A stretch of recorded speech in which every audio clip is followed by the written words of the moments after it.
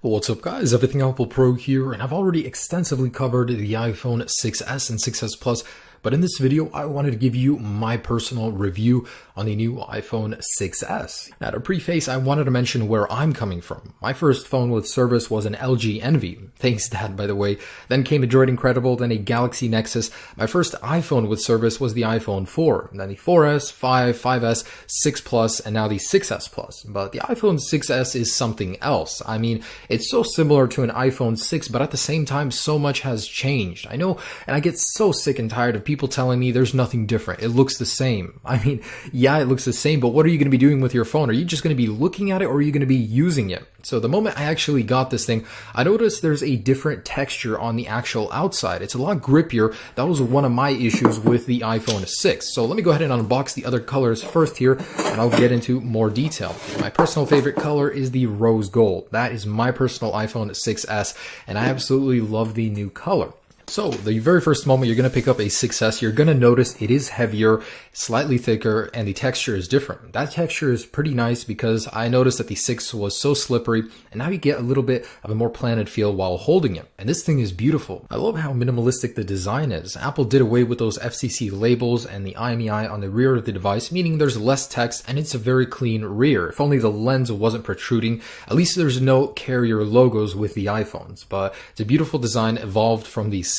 So you start using it. The first thing you notice is how wicked fast this is. It made me realize my iPhone 6 Plus was slow. How could it be slow? It was the fastest thing when it came out. This is what happens every single year. I mean, the Geekbench scores are off the charts. It's a dual core processor, yet it gets such insane amount of power. I mean, Apple really did well. And the 2 gigabytes of RAM is just icing on the cake. What that helps with is reloading pages. So I notice going back and forth from applications, you're going to notice less refreshes, especially in Safari. So Safari, you know how you always have to reload pages when going back into it. With the 6s, you'll notice that those pages are already cached and ready to go. So you're going to notice a lot less time wasting reloading things and more time doing things. Now, the one area I was very surprised with was Touch ID. I remember in an earlier video of mine, I said, I don't understand how Apple could make this thing better. Well, they did. It's now more accurate and twice as fast. It's especially more accurate if your fingers are slightly damp.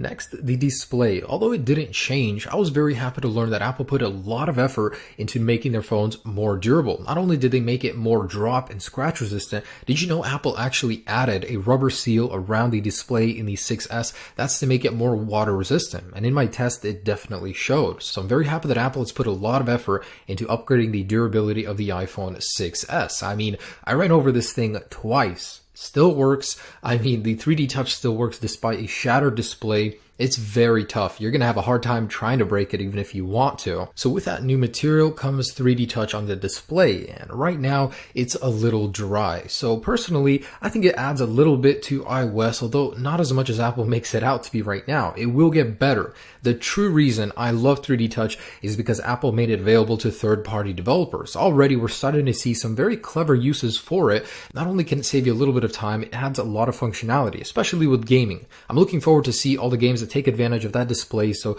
you press harder, you shoot harder. I don't know. I mean, I'm very curious to see where 3D Touch goes, even though it's dry right now on iOS, so it will get better. So with 3D Touch also comes that new Taptic engine. It replaces the vibration motor, and personally I find myself just toggling on and off the sound just to feel it. It feels awesome. I mean, especially when I get a phone call, it's so much more noticeable, so much more responsive, and it's not as noisy. So what else? Well, I love the front-facing flash. It's a great idea. Apple took it from Snapchat, but they improved it. They made that custom chip just to flash the display 3 times brighter, and I love how it's color coordinated to match your conditions. And live photos. I mean, they're pretty cool. They take up double the storage, but at the same time, they help you relive those memories. It records a little bit of sound and a couple seconds before and after taking the photo. There is a problem though. Sometimes after you're finished taking the photo, you'll lean your phone down and the live photos capture that. Hopefully it'll be fixed soon. So the rear camera, I was blown away, to be honest. When I first saw the footage blown up on my display,